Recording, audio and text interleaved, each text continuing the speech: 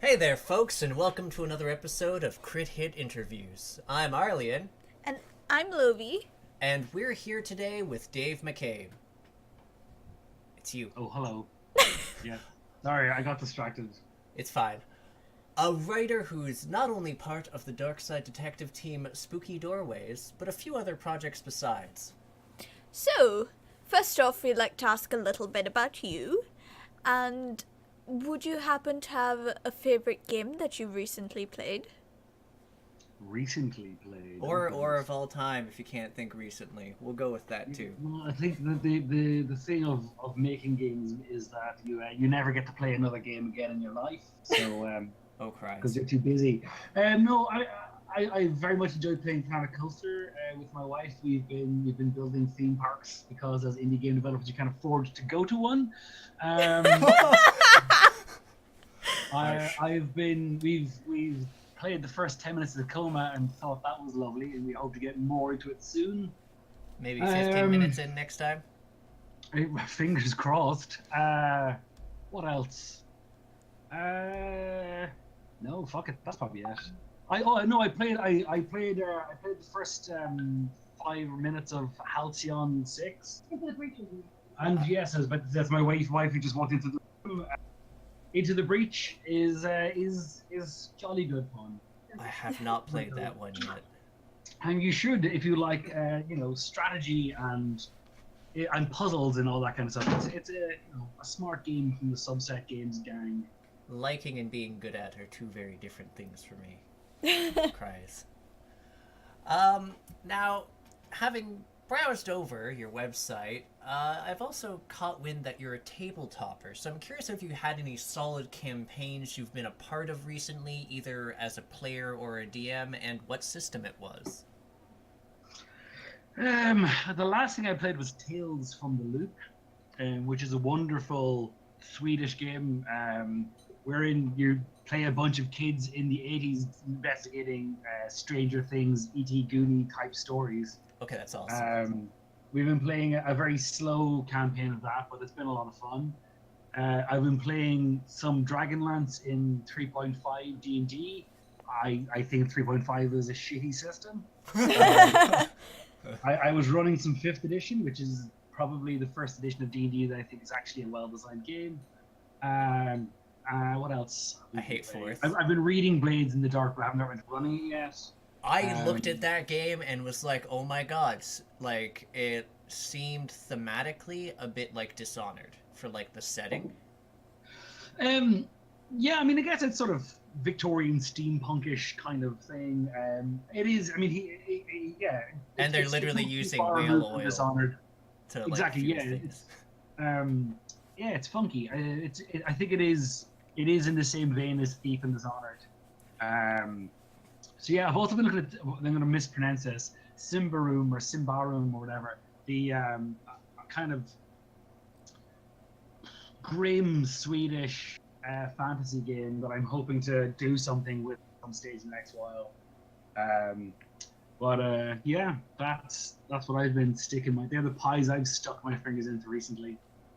Yeah, with, like, Pathfinder 2.0, I'm sort of curious about that, too. Blades No, don't waste your fucking life. Pathfinder is just a Excel spreadsheet. It's for fucking accountants who want Okay, to... yeah, I know. That's why I'm curious about It's a terrible 2.0, storytelling system. is if 2.0 makes it more streamlined, because normal Pathfinder drives me nuts. Now, you see, I actually really like the way Pathfinder does things because I like all of the stats and everything. Throw yourself out window. It's like my favorite part of it. Nope. Yeah, I mean, I don't like it because I find, I mean, it's like, obviously it's very popular. All that fucking caveats, but it's shit. And the reason it's shit is it's a huge wall to entry. You show someone that thing, there's so many traps that someone's gonna fall down and make a bad character and not enjoy it. It's a really bad. I always thought D&D as a whole, and Pathfinder is just D&D. Let's be honest, was a terrible intro game for anyone into the thing. No wonder the hobby has been so fucking at arm's length for so long, and that now that D&D has actually got a good, easy to approach, welcoming system, that it's suddenly becoming far more mainstream. D&D has been the biggest problem gaming has had in its entire fucking life. that and fucking churches putting up shitty videos about like how D&D's gonna make a hit turn to Satan and shit like that. It is bollocks.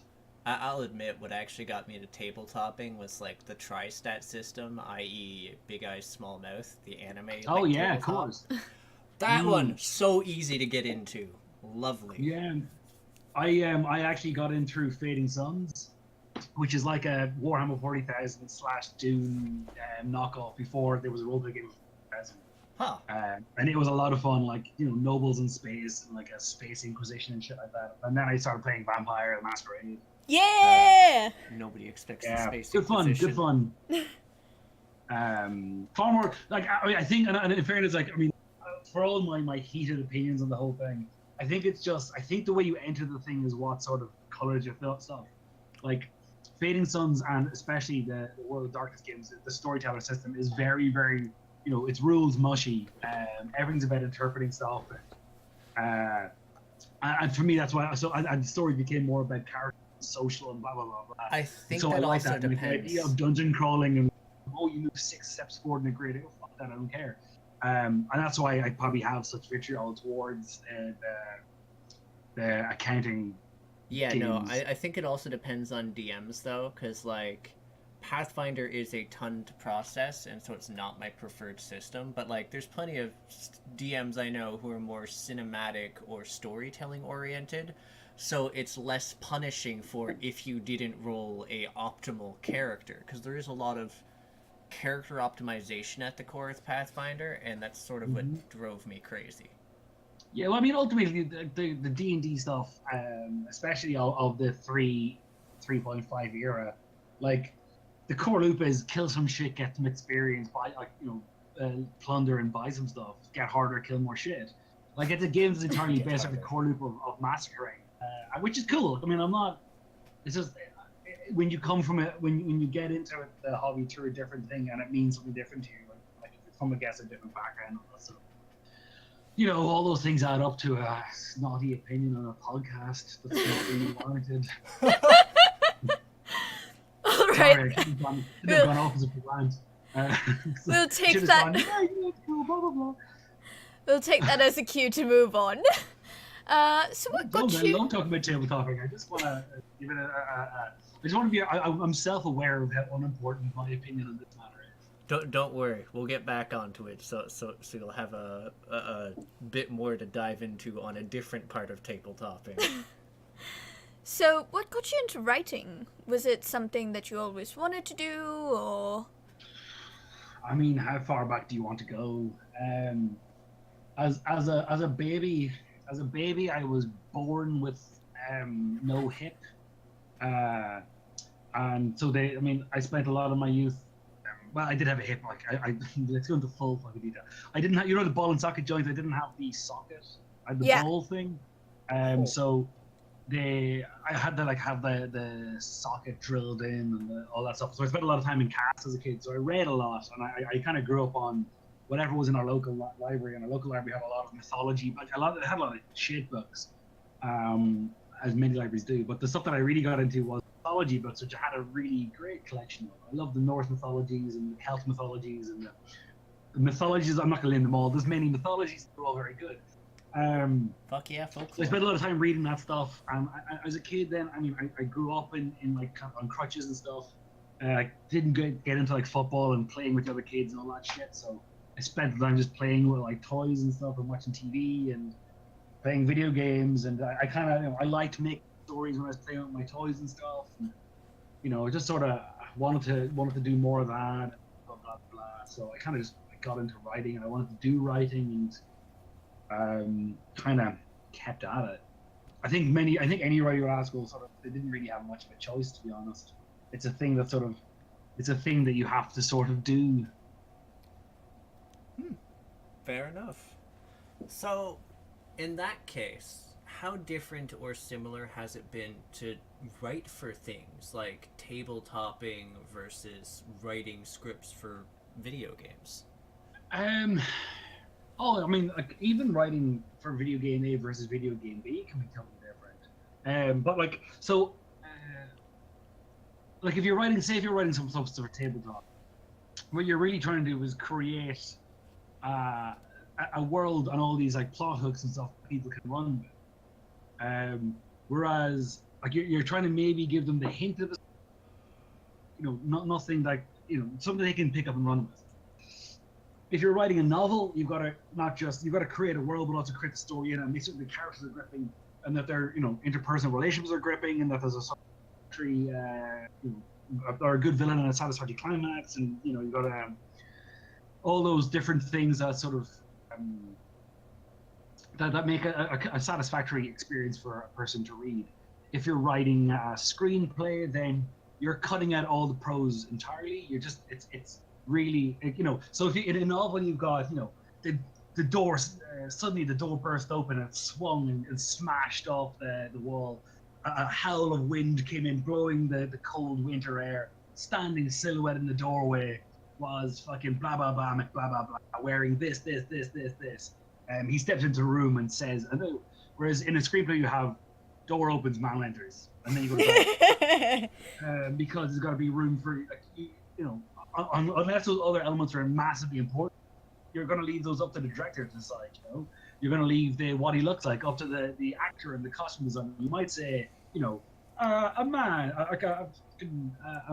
a Hispanic man of like mid-30s or something like that. Or if he's got a limp, you'll see he's got a limp if it's necessary to the plot. Well, like, so much of it gets cut out, and then it focuses far more on dialogue. And then if you've got something like a video game, then it depends on the game you're working on. Darkside obviously is dialogue heavy, but if you're working on Sun and Seas, you're going to have a whole load of prose in there, and all the things in between. If you've got a game like I don't know, World of Warcraft, you've got a bunch of like really a bunch of like little stories that have to have all, like, they've got to get you grabbed and kind of let you know the reward to do inside of 3 sentences. If you're working on I'm trying to think of a game where you can just like ignore the story entirely. If you're working on something like DMC, yeah, I mean the story something like where, well, like I'm trying to think even of a game where characters like Grand Theft Auto, you can skip through the things, or you can like literally walk away from characters when they're talking and have no idea what's happening for so much of some of these games, and you gotta like bear all that in mind. So it's a different thing. And then if the whole like show don't tell, if you're doing TV and film, you don't want to say like the guy is menacing. You want to like see him like break a bottle and hold it to someone's throat, so the viewer can see that he's menacing. But what is it? There's a similar statement for games, and it's something like play don't say, or something like that. So what you want as the player, you want to create a scenario in which the player has a chance to, like, there's a bottle next to them, you can press X to grab that bottle, and then press Y or whatever, hold it to someone's throat. And you want to create a scenario in which that's what they want to do. You want to create, like, put a guy in front of them who says something that is in some way, it gets this feeling in them that they're angry and that they want to there press X and then press Y and then hold this guy bottle against their neck. And so it's more about trying to incite an emotion in the player. I mean, hugely different. I mean, like the big difference is, if you want to get into like real technical stuff, there's ultimately when you're watching a TV show or you're reading the books, you're seeing someone else's. When you're playing a game, that story is happening to you. So to compare them, say Dunkirk or Saving Private Ryan, you're watching guys land on Normandy Beach. You're going, oh shit, Johnny's got his leg blown off. That's really, oh no, that's really sad. And oh man, and you're kind of crying because you're thinking about like the wife back home and all this shit. When you're playing a game that lands you on Normandy Beach, Johnny's leg got blown off, you duck down for and go, oh fuck, Johnny's got his leg blown off. That could be me next. And you're not going, oh, that's really sad. You're going, fuck, I gotta kill that guy before he does that to me. I just realized I'm swearing an awful lot. I hope that you need to bleep from It's fine. It's fine. But like you're we'll going, comedically bleep out the part where you say we need to bleep stuff. Me. I need to kill him before he kills me. And it becomes a far more visceral emotion that you're feeling. And so it's a different medium, and it's about how do you make people fear what's happening to them versus fear from what's happening on the screen. Resident Evil, I think the first and second classics in this sense of And again, reinforcement mechanics, the whole like save thing, and the way you walk around corners, and the cameras, and the way you enter rooms, slow load. Because it Everything's builds a lot of slow. tension. Yeah, it builds a huge amount of tension. And like you've got a little tape thing in your little ribbon in your pocket, and you can save anytime you want. You don't know when you're gonna find another ribbon. And like if you save now and the boss fight in half an hour, you're gonna go through that half an hour again. So maybe you want to hold off a little bit. And it creates that sense of tension and dread, and like you're scared that you will die because you as a player will lose all this stuff and have to go back. Whereas if you're watching a horror film or something, you're not scared. You're just gonna like, oh, don't go in there, you stupid person, blah blah blah blah. Yeah. I mean, that's why I like things that actually build a sense of tension as opposed. Like, I hate jump scares. I love properly built tension. So like diminishing resources can really help like get that sense of stuff is gradually getting worse. Yep. Yeah. I mean, I don't know. For me, it's a far more active thing, but like, I feel like I like the modern Resident Evil sort of feel like a very different beast. They're more like action horror. Yeah. But are they actually horror? I mean, no, they're not. One, they're like it's like the dude flexing with cantaloupe smuggled in his is arms. anything with horror like a horror? Anything with zombies a horror? Not anything with zombies horror. Like, I would like to disagree. I was gonna say actually, what was the one game? The expansion was really good. Had all the barbed wire and shit. What? Dude who did the like original Resident Evils made it. Sequel recently came out. Horror game. But what I'm saying is, like, if you look at like popular culture in general, you've got things now like Santa Clara died and all that stuff. Zombies have become so mainstream that they're not scary inherently. They're not the slow creeping dread of George Romero's early films. It's a totally different beast, and it's series we've moved away from. Vampires are no longer scary now; they're sparkly love interests and stuff. And I think the had to move on with that, So they had to change genre because scary zombies just had lost that thing. Shall I move on, or are you looking through and want to talk about this?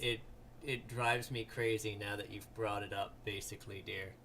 And The Evil Within. There was a DLC for The Evil Within that was actually fantastic and did a good job of fucking with you in building tension. But was it a zombie game, was what I'm asking? They're technically zombies, but you don't fight them. Oh, come on, they're technically zombies.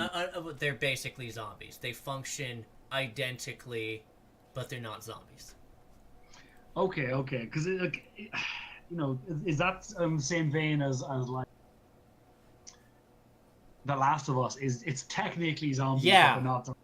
Okay. But different. Yeah, I guess. Yeah. Maybe, and it's because you can't fight against them for the most part. Like, you cannot fight the opposition, you have to hide. So you're in this position of helplessness, and so a lot of effort is into building tension. Wasn't there a really cool stabby scene? That's all I remember. Yes, there was a cool stabby scene. I think that was more inside the in the main game. But like one of the DLC stories is for like this. Actually, wait, no. There's a stabby scene for a boss fight in the girls DLC, where she like is fighting a dude who's just stalking you with an axe through like an office, and you have to like distract him and make noise to lure him over to a part so you can like sneak up on him and stab him. And like if he catches you flat out, you're gonna get the crap beat out of you. Stabs you with 3D glasses. Wow. Okay, so how did you meet the Spooky Doorways team? Well, I guess I'm married to one of them, so that was an easy. No, I mean myself and Tracy, the co-designer and does all the programming and stuff, are married. But we went on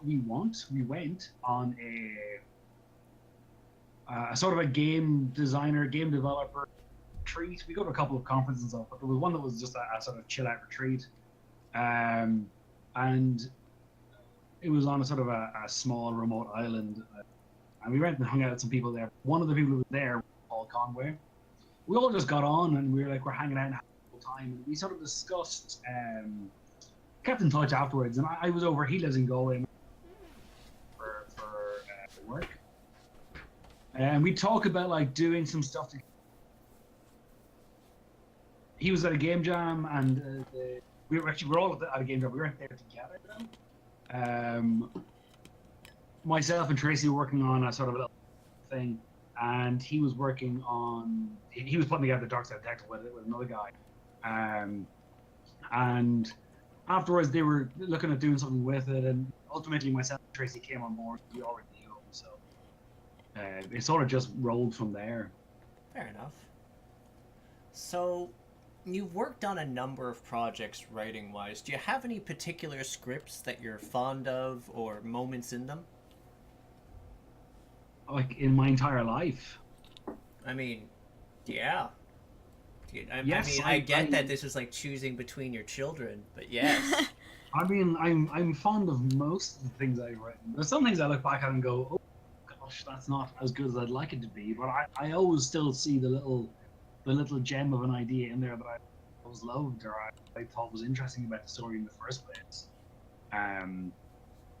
But like, do you mean specifically ones that didn't get made, or the ones that did get made, or just or like something that you are really fond of, like your favorite children.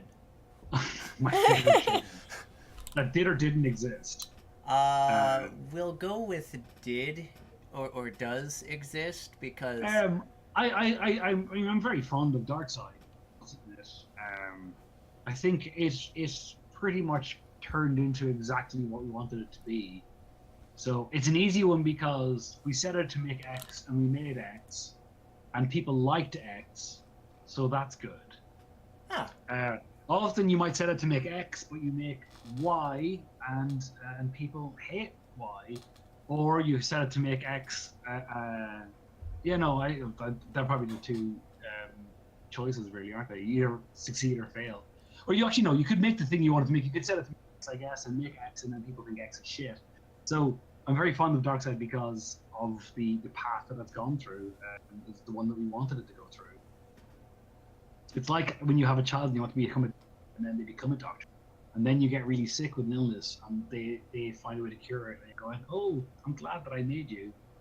That paid off. Yeah. Massive foresight from me. So have you ever written a character into one of your scripts, either based off yourself or someone you know? All characters in all stories in the world, somebody. That's, I think, entirely true. Definitely lots of the characters are not lots, a handful of the characters are consciously based off people. But almost certainly all of them exist because someone in the world is like that, met them. So it's sat with me on some subconscious level. I think all that writing is stockpiling and stealing personalities. And then using them to make something else seem real. That's my official stance on it. So definitely, but I've never based a character off myself. Again, not consciously. I'm sure I can definitely see bits of myself in character, or sometimes in concepts, bits of me exist. But definitely, there are a handful of characters very much I can point out who that person is. But simultaneously, that exact same person is in another script as a totally different character because they're multifaceted, and you might only pick 2 or 3 parts of a person and wedge them into this character, and 2 or 3 parts, possibly some overlapping, and wedge them into another character. And they get a different voice actor in, and they get a different visual to them, and suddenly they're an entirely new thing. Because the joy, I think, of it is, one of the joys is that it's a collaborative thing. And even though I might be going, secretly I'm writing this character and it's based on Blue Blah Blue, a good friend of mine,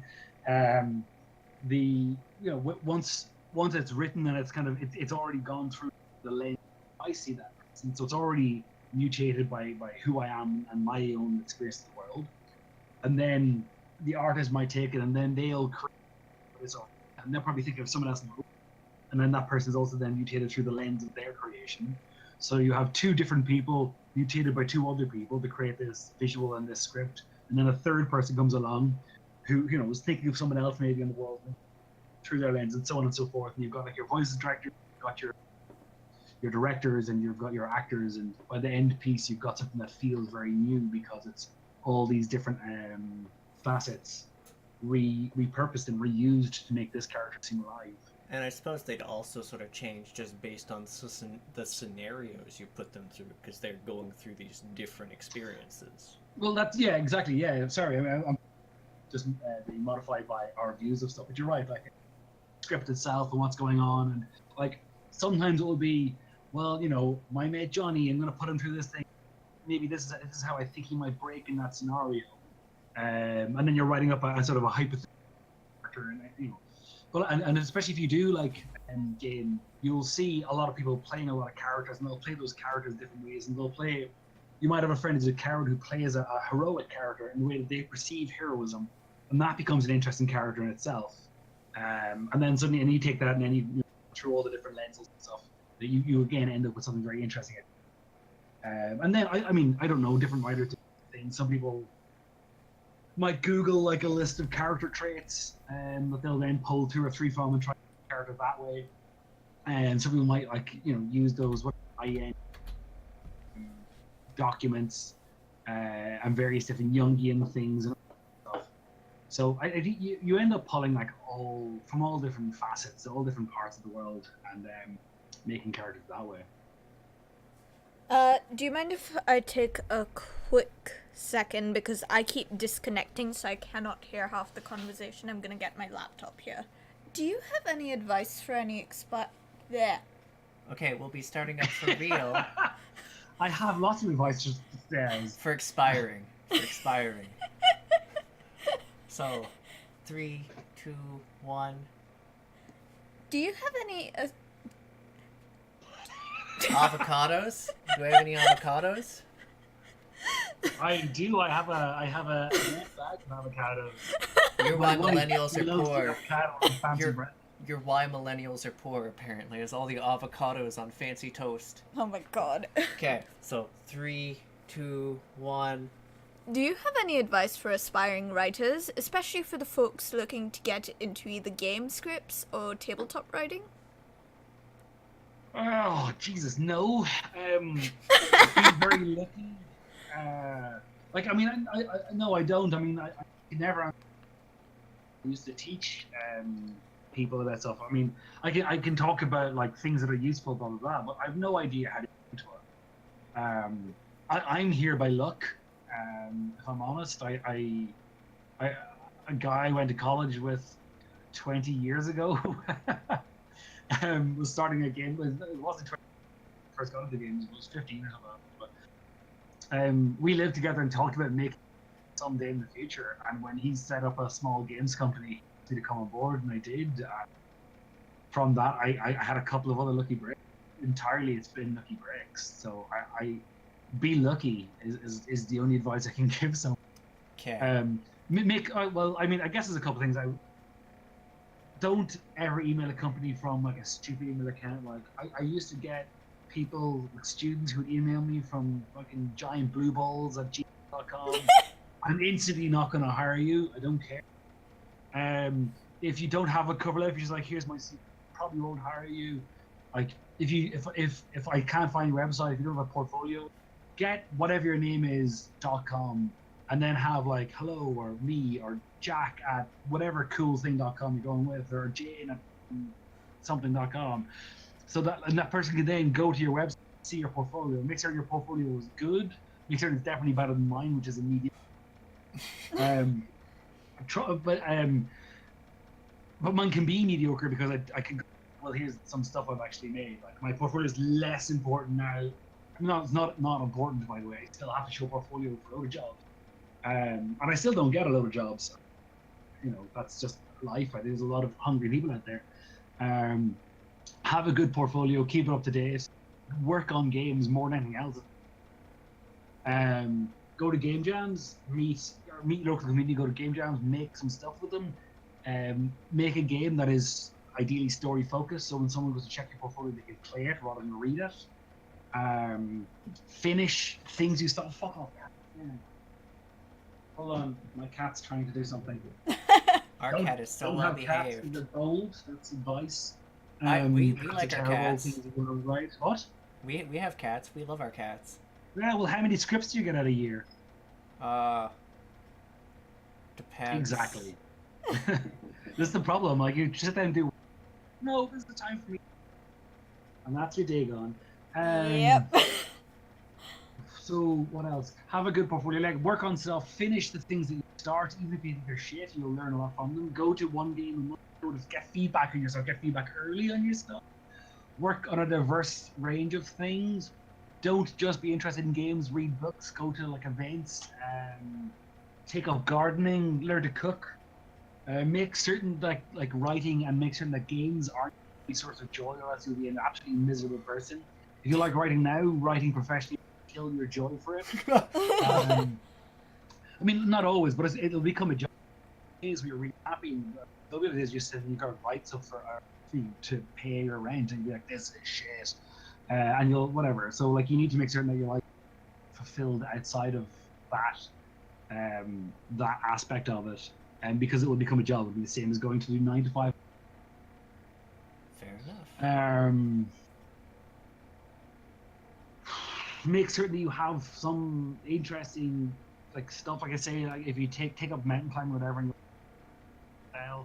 and do study a bit of writing. Like read Robert McCabe's story. Some of the read the other things we would recommend to read. Aristotle's Poetics is a bit dated. I like sequences. I think it's a lovely concept. It's how I tend to think of writing. Joseph, I think it's Guglielmo or something, but I haven't read it, so because my memory is old and rotten. What else could you say if someone wants to start doing writing? Write a lot, carry a notepad around you, write all down. Keep, I think, at least a project on the side, one that you never plan to release commercially, so it's just something you can dick around with and experiment with. That's really important.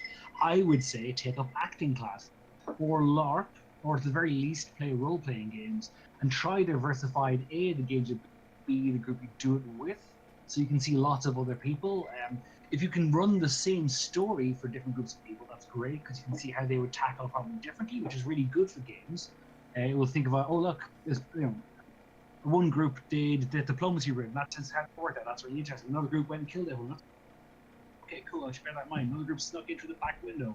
Blah blah blah blah blah. And you'll also see how, like, person A plays character 1, and this is all very confusing, and then how another person will play that same character, and that will give you an idea of the different depths behind the characters. When you're looking at characters, often you think of them in terms of stats and like a small alignment thing and maybe some stuff, but you get to see depths you get to steal other people's depths for those characters. Learn to find people interesting if you don't already, like listen to them bust. Spend time with them. Just eavesdrop wherever you can. Consume as much media outside of games as you can. It's really good. I mean, writing is forms, and it's worth checking out. Again, learn to watch people just in life as a whole. Like, I don't know, stuff like that. There we go. I think that's a pretty solid bundle of advice for someone who's Yep. like, I don't have any advice. Wait. This is one of the. Don't worry about, like, I'm not very, like, maybe I shouldn't say this, but don't worry about whatever your shortcomings are. I'm not the speller in the world, but I have a dictionary sitting next to me, and I just check stuff. Especially because, like, you can't really rely on, because if you try to check any word, you go tell the American version. And if you're writing the American version, that's great, but if you're not, that's less good. So, that's why editors exist. Find a good editor who feedback you trust, and they will also help you improve on smaller things like the odd missing punctuation mark, or if you spell, I don't know, a word like bicycle, but you end up spelling it like arse fuck or something. You know, simple like that. Bickle? Big qual, yeah. So stuff like that. Don't worry Boosicle. about your don't worry about your, what do they call it? Your, whatever your drawbacks are. Embrace them. Lean into that stuff. Everybody, I think, has probably got some kind of interesting story inside them or whatever. That kind of thing. Yeah. And to round off the About You section, are there any indie projects you've been keeping an eye on that you'd like to share with the audience? But seriously, also, thank you for that fountain of advice. I'm excited for with the Furies. Isn't that, didn't that get renamed? I think it might have, but you know what? I don't know. So. Pardon? I don't know what the new name is. I think it's something Elysium. Disco Elysium. Yes. There we go. That Thank is you. actually the Yes. new name. And if I'm honest, I think No Furies Furies is a good name. And Disco. Do you know why they changed it? I've heard it's because so many people were like looking at it casually and saw the word furries instead of furies, and I was just like, I'm really depressed in people. Apparently, the same thing happened with Full Metal Furies too. Is people were like glancing at the name and like they saw the word furries. Well, then change it to No Truce with the something else. I just think Disco Elysium, like No Truce with the Furies, even the name makes. Shit, what's this? I gotta check it out. If I saw Disco Elysium, Dance Revolution, I don't know.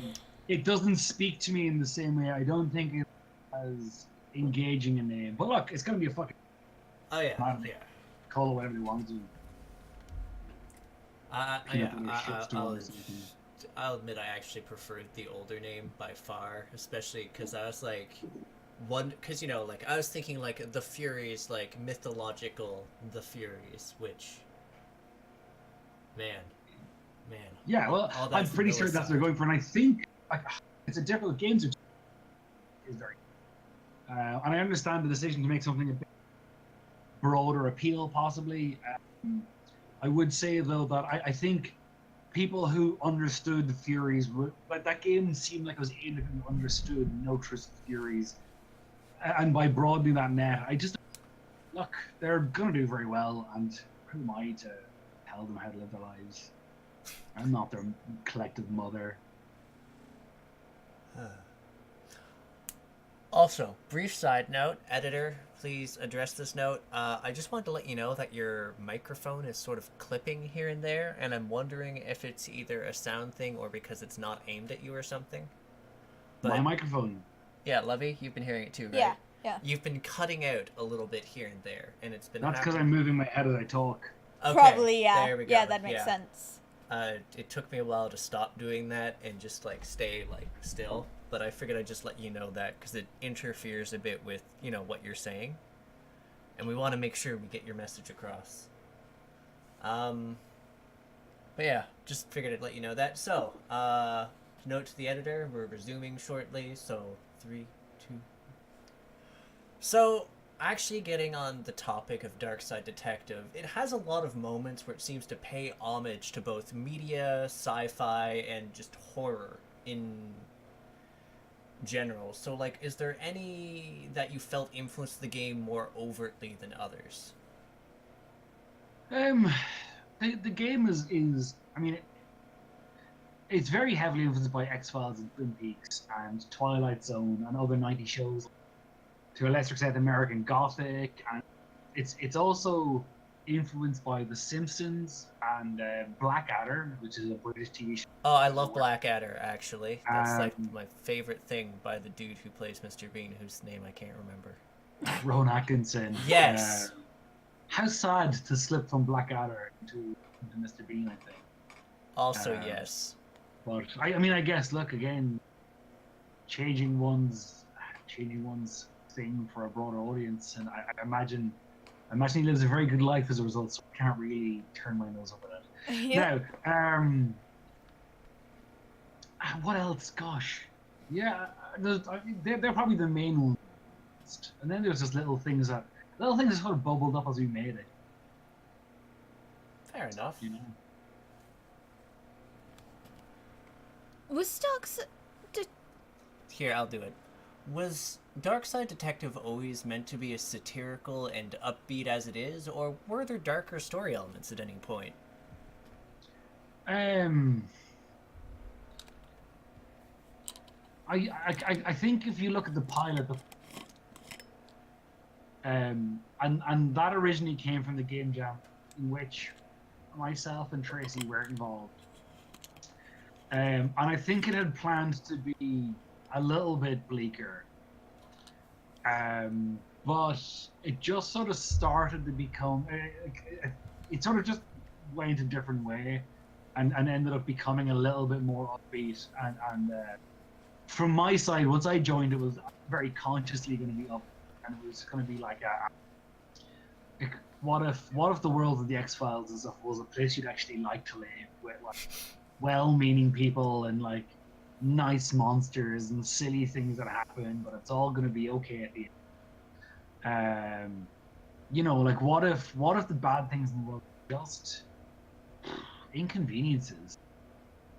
I think that's a nice thought. But the scariest thing you gotta think about is, I don't know, something slightly going wrong. It's like, oh man, I just gotta move this toaster over, combine it with this tape cassette, and everything's gonna be okay. A zombie apocalypse happened. No one is bothered. They're like, yeah, well, why are people so hungry? Like fan traffic, But why? I think it's nice to have, I've written. But Darkside is just like a nice little, it's all gonna be okay. If you got a good friend in the world, through anything. Did you have a particular process for writing Darkside Detective? Oh, no, not at all. It was entirely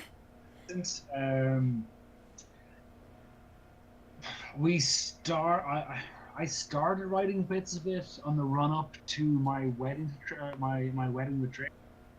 After which we jumped on a plane and flew to Indonesia, and we traveled around a lot of Southeast Asia and Europe and some of America for like the guts of, I guess, 2 years, and we wrote Darkside as we went, and we popped home a little bit here or there, family, or to work on some Darkside stuff that couldn't really, but no, like we didn't have set hours. It would just change depending as it felt like, and we would often design. Myself and Tracy did the core design stuff, and we'd sort of iterate with the rest of the team.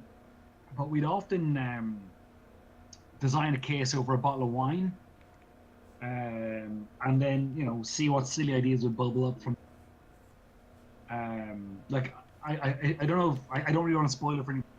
The final case, for example, we designed in a tavern in Tomar in the north of Portugal.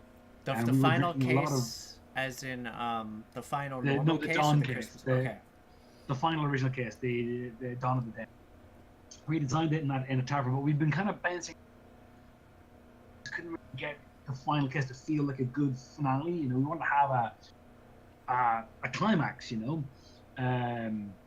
But there's a couple, like we were drinking, bouncing around a bunch of ideas, and yeah, some silly stuff came up from that. But like the whole that whole thing where like the water tank was from a night where we're going, what if, like, what was the biggest, most impactful thing you can think of, and let's not worry about how it will work and all that sort of stuff. And again, I know people might not have played the game, which of course they should, but maybe you haven't played the final case either. I finished There's a sequence with the priest, the final sequence of the priest. The bro is priest. Probably my favorite moment in the game. The bro priest. Huh? The bro priest. The bro extreme priest, yes, sports bro priest. Yes. Yeah, Pastor Farley. Yes. He the extreme sports bro priest. His exit from the game is probably one of my favorite jokes in the entire. And his little post-credit sequence and everything, that all came from just probably one drink too many. Lovey, new writing process for all our reviews and interviews and Wow. anything else. Crack a bottle As of wine, was it away we Hemingway go. said, "Right drunk, edit sober." Wait, I've heard that so many times now. So it's right drunk, edit sober. Because, like, tabletop guy I was talking to also said that. Okay. I guess that's that'll be a costly process, but apparently it's like how you get the big bucks. Well, I mean, it's how, you know, probably writers and all kinds of stuff. But I think the logic behind it makes a lot of sense. Which is to say, I think John Cleese talks about this a lot when he talks about stages of creativity. But like in your normal day to day, we've through play school or whatever you guys have, kindergarten and stuff up, to stop talking, stop playing games, sit and listen, blah blah blah. And so you have that voice in your head that sort of, is this good? Is that bad? Blah blah blah. Maybe I shouldn't do this. And for me at least, the few times that I have written with a drink or two in me, I do find it tends to just be like, okay, I'm kind of like comfortable just to write the thing that I think is fun, and like I'm not thinking about is this market suitable. I'm not thinking about can I sell this to anybody, blah blah blah. I'm just going, this is a thing I like. I want to write this thing. I find this joke funny. I'm going to do it this way, and you get past all those hurdles that have been trained and forced in Western capitalist society, and I think that like helps you get to a place of truth. And I know, like it's I said three last cities, whatever, but like Darkside's a silly game about some guys solving some joke crimes and stuff. But at the same time, I feel it's a very true thing to me. When people talk about writing their truths and all that, it is my truth, or at least it was during the period we were writing it. So I still think it applies, even though it's a silly game about fighting off goblins and shit. I'll admit, it was silly enough that I kept expecting like there to be an overarching theme between all of them. That like the Silent Hill secret ending, where like the dog did it. I was expecting something like that. I'll come back to that just in a second. Like I think if you're trying to get the truth, I think sometimes you need quite the voice that you've had ingrained in you to make you just sort of not trust your internal truth. And then you come back the next day and you go, well, okay, I like this, but obviously I need to tighten up a little bit because it's sloppy, because that's the very nature of writing in that manner. We originally, actually, we were doing first designing Darkside 1, we had it very heavily, like there was a theme all the way through. And actually, there's little snippets of it still in the game. I mean, is there actually? There's maybe not as much now. There was some reoccurring stuff, but it was like an animal or something. There was a couple, but like actually, so the final case about raising the zombie dawn, which I don't think is giving away. It's called Dawn of the Dead. But originally in like the second case, I think, in one of the subway, and maybe it's the third case, but it's the third case, I think, because the second one's the library. So so in it you get like, you find this receipt for something and use it to do a thing, and then that gets you past like these Brightside cops. But it was originally, you actually got like Alexander Pope's business card, and you use that to get past them. And Alexander Pope is the necromancer. He's in the final case, real brief. But the library case originally was like he broke into the library and stole a bunch of books. And there was like this thread, and there was two other cases that we entirely we just kind of reworked them a little bit to make them sort of be different. But yeah, we originally had it was an overarching. We just felt, you know what, this is really restrictive, and we really just want to like tell a bunch of fun stories in a fun world that are really casual and don't tie in, and a player can spend like, I'll play case 1 now, I'll play case 2 in 6 months' time. So more episodic rather than overarching. Exactly, yeah. Now, they were still meant to feel like standalone cases. When you got the final case, you'd see how it all came together. And originally the idea was that there were 5 cases, and 4 of them were on the map, and you could go in any order. And then when you did them all, the 5th case would pop up and be like, I figured it out, I know what's going on. But we ended up kind of feeling, oh no, that's a real shame, because for example, in this case, and then we can have her come back, and you couldn't do. You have to have new characters in the case, or some really complex and unrewarding logic. So like, if you've met Rax, she's here, but if you've not, someone else is here. And then everyone's got like a different version of the world. It doesn't feel that Simpsons thing. Like Rax is your go-to like tech boy, you know? And it's weird if like for one player she is, and for another player some other guy because they didn't order. Didn't work out, you know. We would tie our hands a lot. And like if we did like another case or another season even, we'd then be like, well, how do you have continuity there when there's so many variables? Yeah, wouldn't have been a lot. It didn't do what we wanted to do, but so yeah, once we started doing that and we had like characters you were earlier on appearing in like a prison cell later on, and we found that it was, you know what, it was a lot more rewarding for playtesters when those guys in the prison were there because you put them there because you hadn't hit the variable. No, like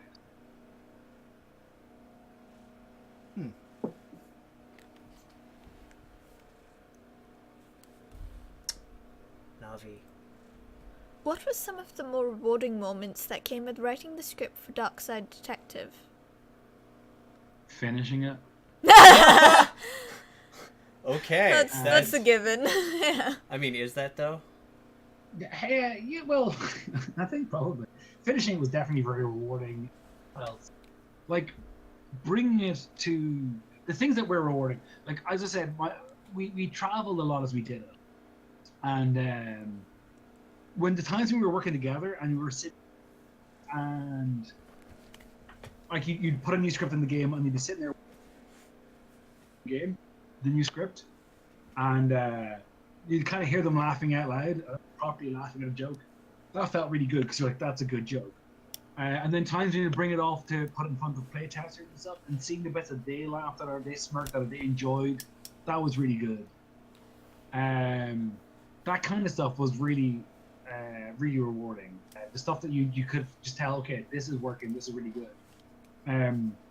We're a small team, so I would do a lot of I did like bits of development, but I did a lot of playtesting back and going through stuff. I mean, there was people who did a lot more playtesting than me, but I would go back and play through it a lot to make certain that the problem is with playtesters, they can definitely go, well, this is broken, but they can't tell if it's, sometimes it's hard to tell for someone else to know if the right dialogue's happening at the right time because it's an unknown.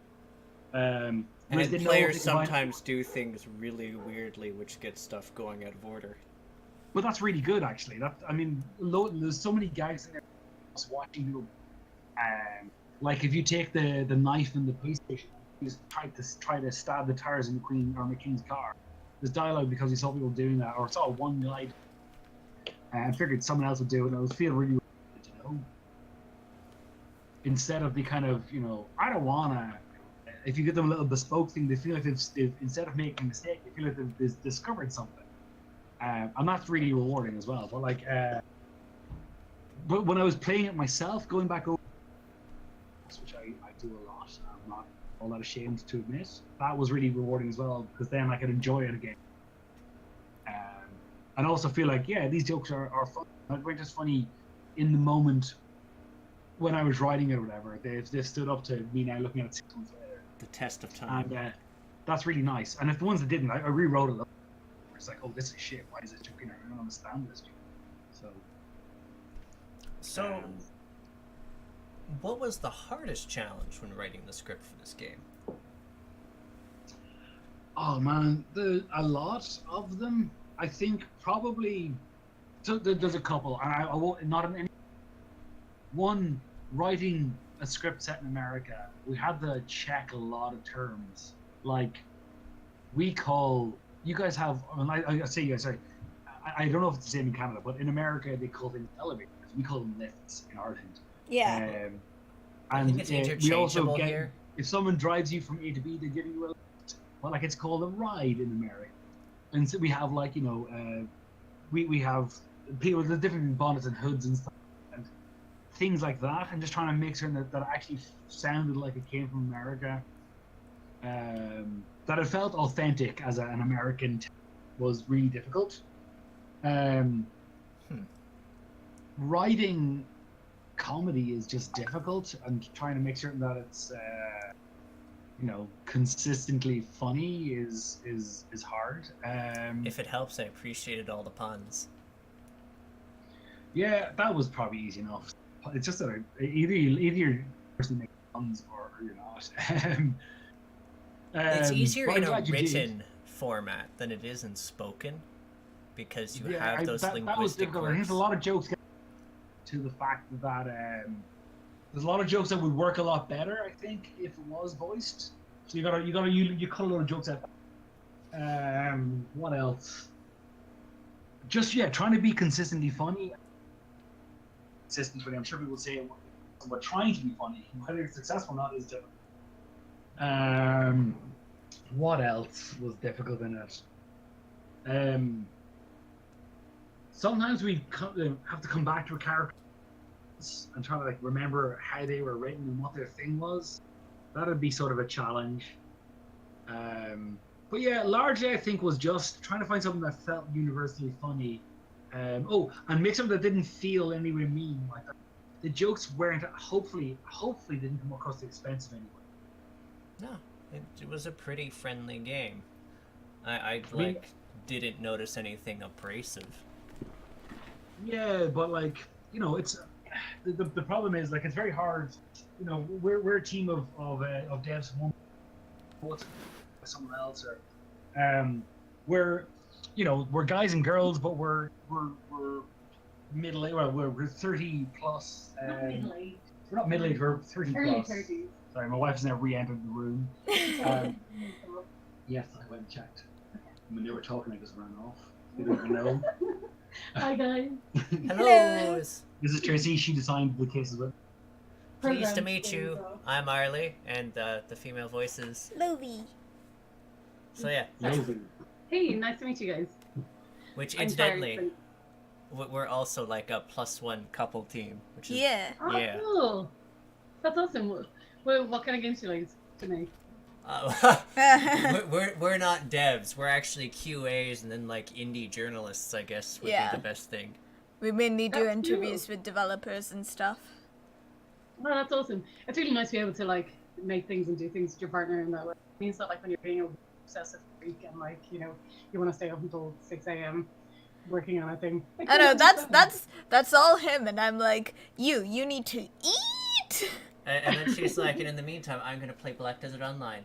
Eat. Yeah. I'm going to also make means that when virtual you're- food and make you cook food in real life. Christ. It also means that if you take time off, your partner's like, I can see you're taking time off. You're not working on that script. Yeah. You're not coding that thing. You're watching a movie. Yep. I am the workaholic out of the two of us. You won't give me grief. No, but sometimes you're like, oh man, I should do this thing first and wait till 3 a.m. to actually finish a script. Christ.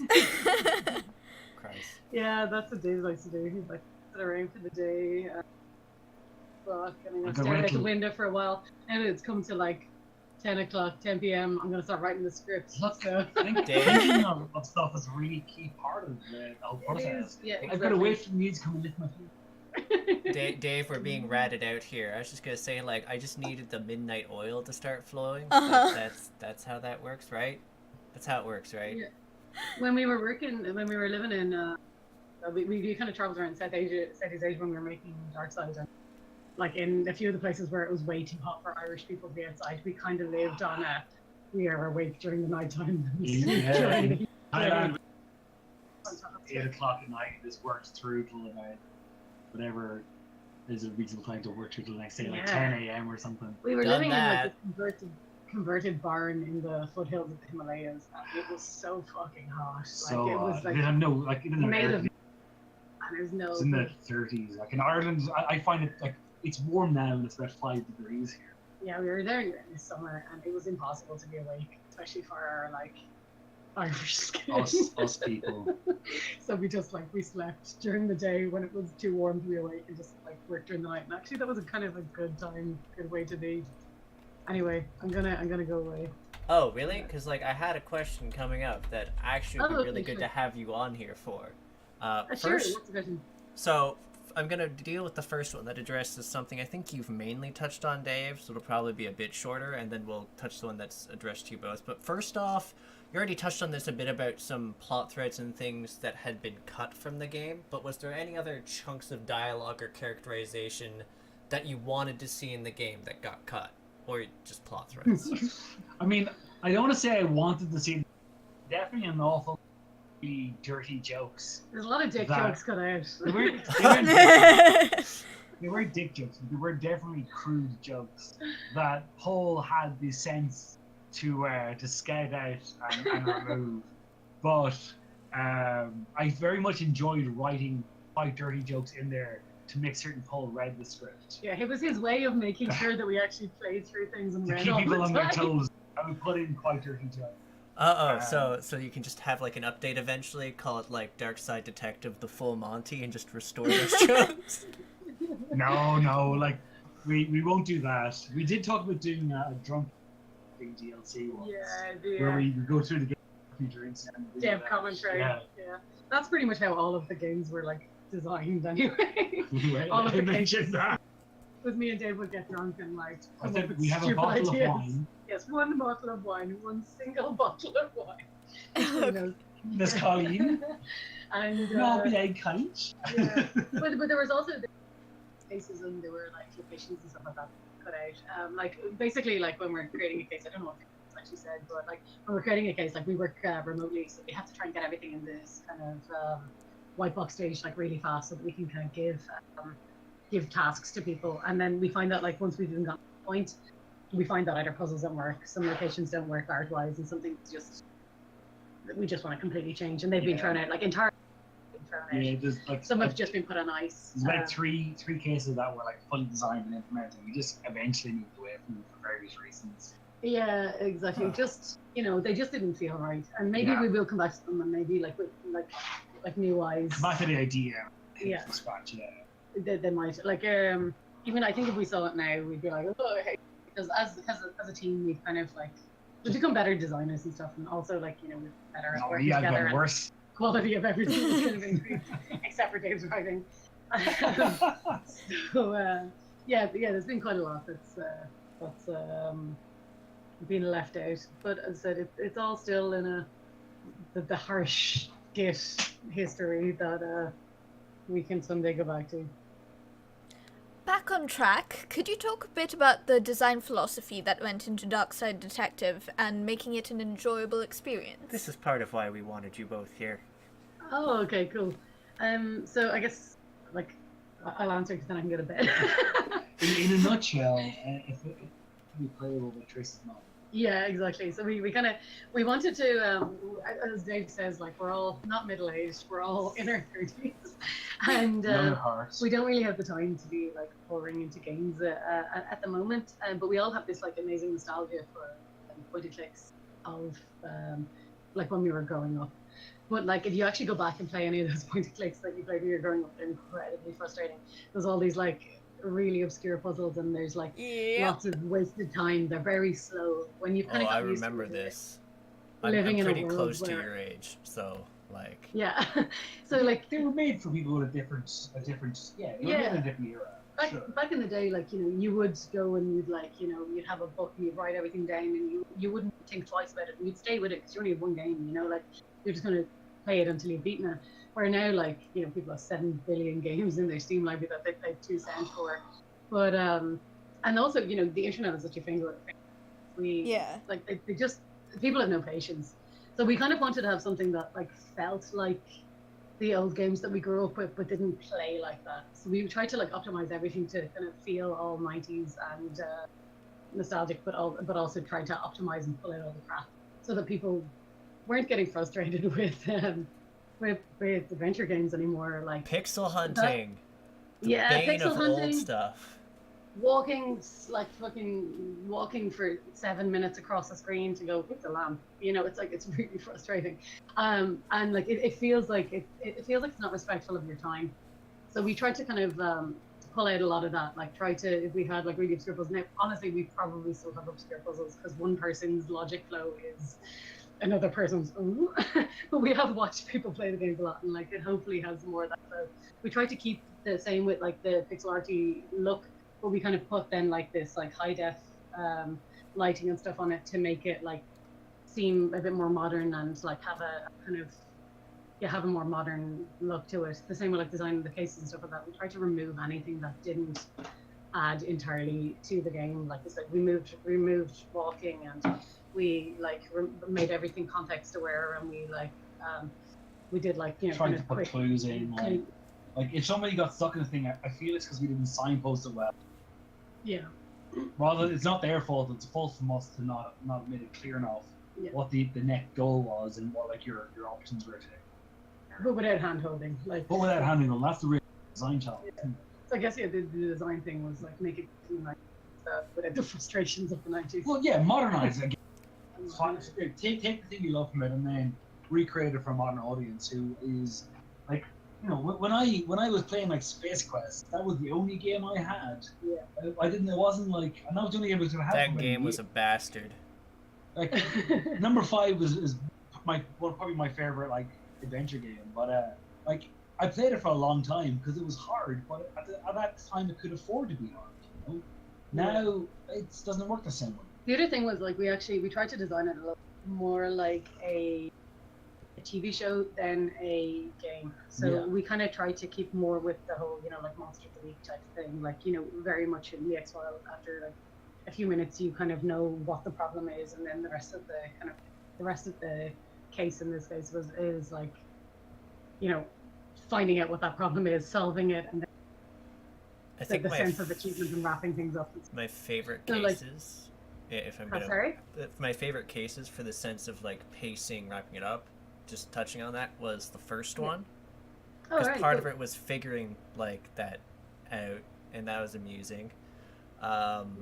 The Gremlin one, because it's like immediately stuff goes wrong, and then goes wrong some more, and I love that too because I love the movie Gremlins so much. Did you like the sprinkler? The thinking you've won? The witch? And then Dooley kind of fucking it up. Oh yeah, that I was like, spoilers. I just cracked up. Alert. That's why I said, and things go wrong again. Yeah, I was just like, spoilers. yeah.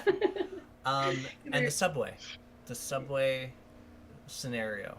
Those were my 3 favorite of the cases. Oh, that's cool. That's really cool, and it's really lovely to hear like what certain people enjoy the most. I think I really like the swamp case. I love the swamp case. I really love Nigel. I love him as a character. I actually like the campers more than him. The campers, yeah, they're good fun. It's just really nice to see like all the different characters and cast that are around Twin Lakes, and it kind of builds up this nice idea of just this weird town. It's like kind of like Gravity Falls or something like that. It's just this weird town with weird people doing like odd stuff. Yeah. Anyway, come here. I gotta go. Lovely talking to you guys. Thanks for chipping in. Yeah, cheers, no worries. Yeah, right. David, I think the water. I will bring you. What engine was used to make the game? What engine? Yeah. We used a 12 rod GTX. No, we used Unity. Okay. Should have gone with the Wangle engine. It's the funniest name. Hand cranked playing engine. We used the Unity engine with a bunch of plugins, mostly the Adventure Creator one and Dialogue Manager. Dialogue System. Adventure Creator was kind of bastardized to the highest degree. We used the core bones of Adventure Creator and we took its skull and carved it out and cleaned it and drank from it. Sounds metal. Sounds very metal. I was thinking more Conan, but yeah, I guess metal's cool. I mean, there's a lot. I'm pretty sure there's like a couple like metal bands that have probably done some sort of cover of like Conan. Seriously. That's Iron probably Maiden. true. Yeah. So how did Darkside Detective's artistic direction come about? That's really a better question for Paul, obviously, than myself. But I mean, are you Largely, hiding it Paul all. in a box at your place? Huh? I said, are you hiding Paul in a box at your place? Not as far as the authorities are concerned. Um, the I guess the simplest answer is to say that, as I said earlier, the game was conceived at a game jam. They had about 4 hours to make something that like kind of worked, and that's why it sort of started off as this big pixel thing as a result, because Paul could draw them pretty fast and no animations, etc. When we decided we were actually turning it into a full game, we did do like different versions of McQueen, and two didn't exist at the early stage, but we did our Paul did high resolution Queen and backgrounds and everything. We tried walk animations, we tried voice acting, and it all just felt wrong. There was just something really nice about the minimalistic approach that it just organically bubbled up from the game jam, and so despite various tests, or rather not despite, but because of testing we feeling they were just incorrect, we stuck with the really simple, clean stuff that we had from the game, or that they had from the game. And then kind of just, it came from there. Fair enough. Doing the like Paul draws the screens at a reasonably low resolution, and when it's blowing up, he adds on really nice high def lighting and stuff, and that's what gives it sort of a distinct feel from maybe different or from the older actual retro games that it sort of apes a little bit. But yeah, that's kind of the process, and it came from Paul trying to find a fast way to make something that felt nostalgic, felt retro, but had its own modern day kind of vibe to it. What would be your favorite memory of watching someone play Darkside Detective then? Oh, yeah. I don't have any of them, I think. I hate watching people. I especially hate watching just teams. I watched a bunch. I hate it because I'm like, oh, that's not how that character sounds, and that's not how I envisage this, and so on. And sort of, it's hard to watch someone else playing out the characters in your own mind. Yeah. But I guess, I mean, from watching people at conventions, I think probably overall my favorite thing has been watching just the age range play it. And we've seen people from 6 up to maybe like 70 or so playing the game, and enjoying it, and that's really, really rewarding, because you're like, we wrote it with people of our own age in mind. The jokes, I mean, it's if you grew up in the 80s and 90s, the jokes are aimed mostly at you. It's Seeing very people outside referential. It has definitely got a referential to it, and seeing people outside of that age group play it is great, and enjoy it. And seeing people who enjoy it because of the original jokes, the less referential stuff, is really nice. I mean, seeing people react to there's a really, again, I know it's largely a sort of a silly jokes and stuff, and there's a lot of referential stuff in it, but like, it tries to build a relationship between these characters and build like a sense of a town with a problem inside it. And seeing people react to that is really nice.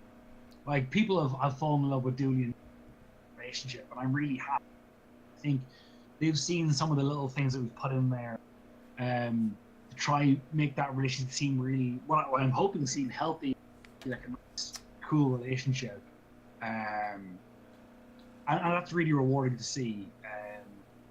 It was a small thing, but I really liked the fact that you paid homage to the Hitchhiker's Guide's author and the Discworld author.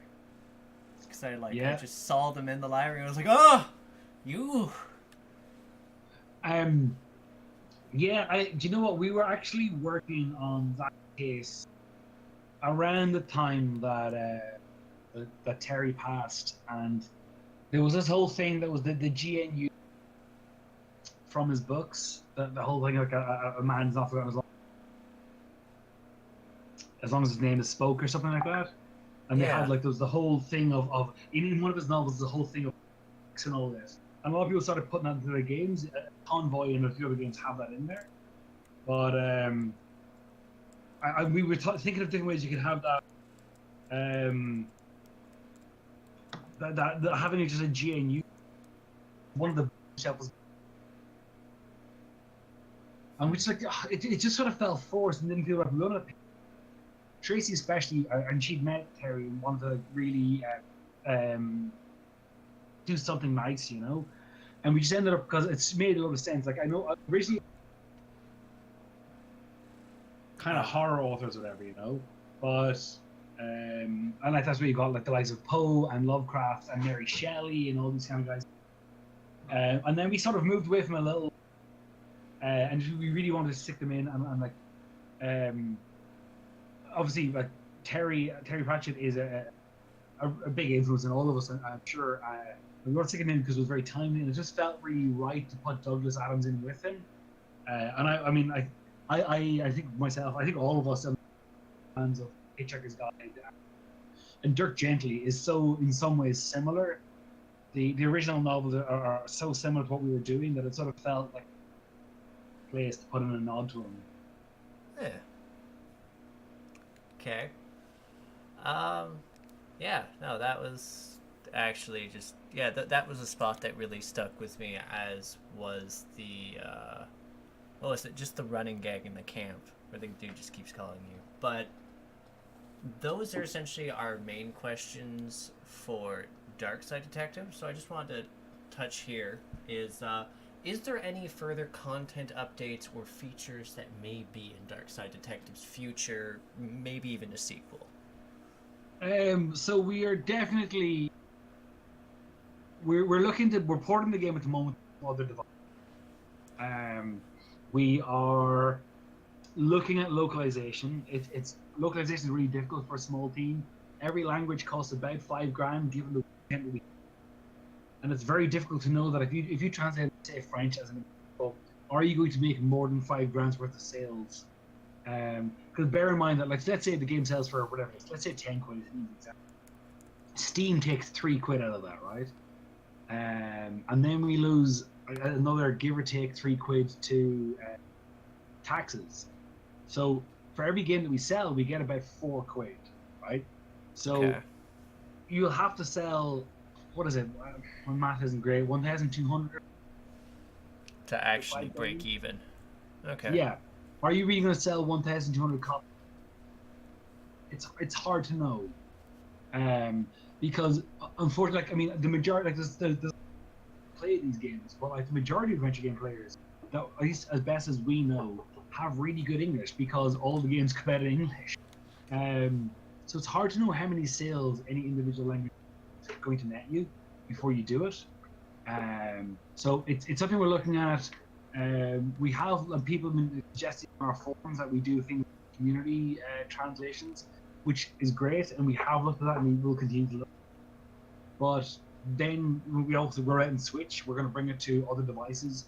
We can't necessarily rely on community translations for that, so it's very difficult. So it's something we're looking at, but we're also looking at. We have implemented Chrome Razor support, and we're rolling that out soon. Yeah. We are in the middle of working on another case for it. We've already released one DLC case, 3 DLC cases. We didn't charge for it, so it's just an update. At Christmas, we are doing another case at the moment, and we're looking at the feasibility of Darkside 2 as well. All right. I have also pitched Dooley's dating sim, where Officer Dooley guides me a series of romantic endeavors, but not getting the bites of the team that I need for that. Is it all just going to be the librarian ruining his dates? I mean, no, it's a silly joke I came up with that I would love to do. I don't know if you guys know Blind Date. It was really big over here in the 90s. I essentially want to do a version of that, but I can't see it happening. So, changing tacks a bit, Darkside Detective isn't the only project you're working on. You're also a writer for Tavern Keeper. Could you give us a bit of insight into this project? Tavern Keeper is a tavern so yeah, simulator? you run a tavern simulator in the same way that like Team Hospital So instead of running a hospital, you run a tavern. It creates. I don't know how much I can say, but I don't want to go into great detail. But you run a tavern, as you would see in any kind of classic D&D game. A bunch of characters turn up, elves and dwarves and humans and so on. Much like any kind of similar simulation game, you got to create. You got to see to their needs and make certain that they're happy and they're leaving good reviews and so on. You can go to tavernkeeper.com to see some of the art and get some of the humor. We're not ready to share too much yet, so I can't say a huge amount. But it's quite fun. I'm enjoying writing it. We're creating a bunch of different ways to tell stories in a simulation game that you might not have seen in other simulation games. So the name is obviously a throwback to Dungeon Keeper, a bit of a wink to one of my all-time favorite games, probably my all-time Keeper 2. I actually played Dungeon Keeper 2. They're both great games, 1 and 2. It's a bit of a nod. It's a bit of a nod and a wink to them. And it's obviously it's in a fantasy world, so there's a little bit of a. It's a very different world, of course, but and we've taken we're taking that whole concept of running that thing and putting it into a new fantasy world of our creation. Now it's gonna be elves and dwarves and stuff, but they're a different take. They're kind of our fun comedy take on it. It's not as referential as Darkside. It has no references, but if you like the humor, the sort of silly kind of bizarre take of stuff, then you probably will enjoy the humor inside of it. But it's very much written in a different way. But it's really fun. We've I play a lot of simulation games, and it's how I met the guys in the first place. Greenheart Games, the guys who made Game Dev Tycoon. So, we talked a lot about stuff that'd be fun to work on, and it's something I've been thinking about for a long time. Giant fan of fantasy and all that kind of stuff. Playing off a lot of the tropes. Like when you said it was a time keeping you had to play it, I almost was picturing that you're going to be serving up a combination of a bartending game, but mixed up with something more, because you might be eavesdropping on them telling their stories, so you can possibly pass that on to another group of adventurers of, oh, there's something off this way. Bartending game, you say? Oh yeah, it's like the waifu simulator, but That's not. what I was about to say. I will say, I can't say a huge amount again, so I'm gonna have to kind of walk my way through the sea of eggshells. Yeah, I think I played pretty much all simulation games that have come on the market in the last 40 years, of a certain type especially. And we've done something quite different with the way we're telling stories. We'll make it ultimately when we talk about a fantasy tavern simulator, in your head, I think in most people's head, they think of that time in a game of D&D or something similar, or a game of Baldur's Gate, that they'd gone into a tavern, there'd been a bunch of people sitting around, and listen to all their stories, and there's all this stuff. Right? And we're thinking what if you were the guy in the other? And that's kind of the core of the game. But it's been a lot of fun. It's been enjoyable. We've gotten to create a whole world, a bunch of new takes on fantasy races that will feel familiar but hopefully fresh. You've got to find a whole new way. It doesn't play like any simulation game I can think, but it will feel very like the classic simulation games, I think. I'm pretty sure the only question Lovi's going to be asking is is there elves in bikinis? I mean, I'm not the art director, so I can't fully answer, but it is going to be like Darkside, so there probably won't be anything overly sexualized or anything. No, it's just, the impractical chainmail bikini armor that somehow... Oh shit, no, there's none of that stuff. I fucking hate that stuff. I hate that shit, for some going, oh man, tits are... I actually am not a big fan of it. I love it. It's my favorite thing in the world. And I get so mad. I actually quit an MMO I was playing because of it. Because, I was playing this character race and everything, and they're, cute forest spirit, and then, all of their armor was just, the sleazy. I was just like, I can't do this anymore. Do you know what? I'm Like, done. I don't actually mind it from the sleazy point of view. I'm fine with. I'm not It's when the like really character hard. that I was playing No. looked like a kid. But like, I don't give a fuck. I don't care. It's not like as long as everyone's accepting adults, people walking with the dicks out, the tits out, and everything. I don't care. Yeah. But like, I don't believe that someone wearing a chin bikini or a chainmail loincloth is as well protected as a guy in a suit of armor. If you manage That was to my upgrades of armor. The more I The- upgraded my armor, the less armor there was. You know, But you know what? I'm it, actually the okay thing with was that. in That that seems same realistic. game, it was the exact same for the males as well, so it totally made sense. It was the laws of physics in their world, however that The worked. less you were wearing, the more well protected you were. Yep. Well, I mean, I guess at least it's consistent inside the world, but you know, it's like, despite all my swearing, it is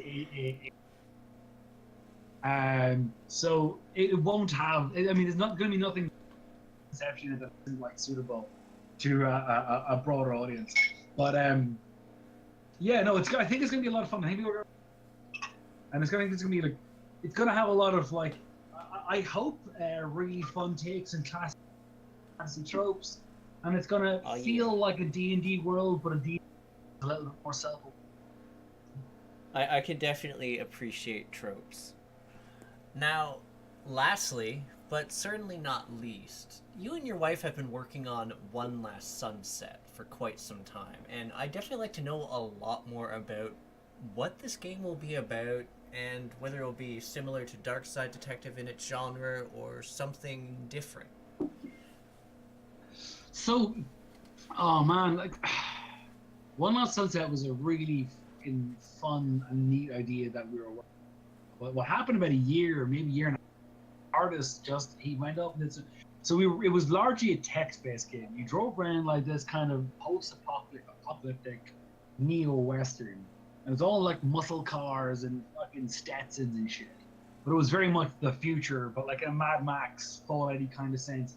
When I say Fallout, I mean again the post itself, not necessarily like the 1950s vibe.